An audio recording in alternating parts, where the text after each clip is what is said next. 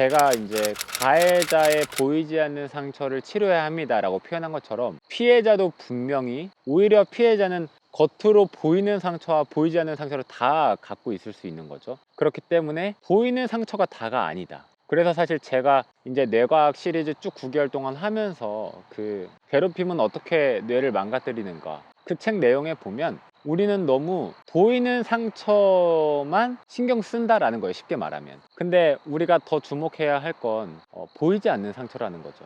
그래서 제가 그 시리즈를 다룰 때 표현했던 게 보이지 않는 상처는 시간차를 두고 출혈이 일어난다. 보이는 상처는 이제 칼로 이렇게 딱 베면 피가 바로 나잖아요. 근데 우리가 보이지 않는 상처가 내면에 보이지 않는 상처가 이제 생겼을 때 그 출혈은 시간차가 있다라는 거죠. 그래서 예를 들어서 6살에 받은 보이지 않는 상처가 60살에 나올 수도 있는 거고. 그런데 이제 그 형태는 그 과정에서 자기 자신을 갉아먹거나 정말 타인을 공격하는 말과 행동으로 결국엔 드러난다라는 거죠. 피해자와 가해자만 단순히 상처를 입고 입는 것이 아니다. 그 주변 사람들도 영향을 받았다라는 거죠. 분명히 그래요. 그렇기 때문에 상처가 없는 사람은 없다라고 말할 수 있는 거고요. 그런데 가해자도 피해자인 거예요. 그러니까 가해자가 되기 이전에 누군가에게는 피해자였던 거예요. 그래서 결국에는 저는 보이지 않는 상처의 출혈로 인해서 생긴 결과로 가해자라고 우리가 그 사람을 표현하는 거죠. 결국에는 그러니까 1차 피해자가 가해자가 되고 그 가해자로 인해서 2차 피해자가 나오는 거고 2차 피해자가 또 가해자가 되고 3차 피해자를 만들고 이 악순환인 거죠. 그렇기 때문에 우리는 보이지 않는 상처를 치료해야 한다. 결국에는 이제 그 끝에는 제가 지금 정말 각 잡고 준비하고 있는 독서 치료, 이야기 치료, 글쓰기 치료가 있는 거죠.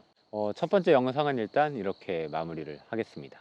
우리가 예를 들어서 이제 성범죄를 저지르고 10년간 복무를 하고 며칠 뒤에 출소를 한다라고 해볼게요. 그러면 우리는 그분이 물론 우리가 어떤 기준에 의해서 정해놓은 법의 질서에 따라서 10년을 복무를 했지만 우리가 그 사람이 출소한다라는 소식을 접했을 때 여전히 우리는 불안을 느끼잖아요. 그리고 심지어 그분이 출소를 해서 과연 어디에 살 것인가 라는 것도 우리가 주목하게 되잖아요. 그 이유는 또 그런 똑같은 행동을 반복할까봐 똑같은 범죄를 저지를까봐 우리가 그것을 우려해서 생기는 불안일 텐데 왜 우리는 그렇게 10년 동안 법의 질서에 따라 10년을 어떻게 보면 성실하게 모범적으로 잘 이행을 하고 출소를 앞두고 있는 사람임에도 불구하고 왜 우리는 여전히 그 사람을 바라볼 때 불안을 느낄까에 주목을 하고 싶습니다. 저는 그 이유가 보이지 않는 상처는 시간이 해결해 주지 않는다라는 아까 그 예문과 같이 연결해서 한번 말씀을 드려보고 싶어요. 그 분이 감옥에 들어간 이유는 범죄 때문입니다. 그래서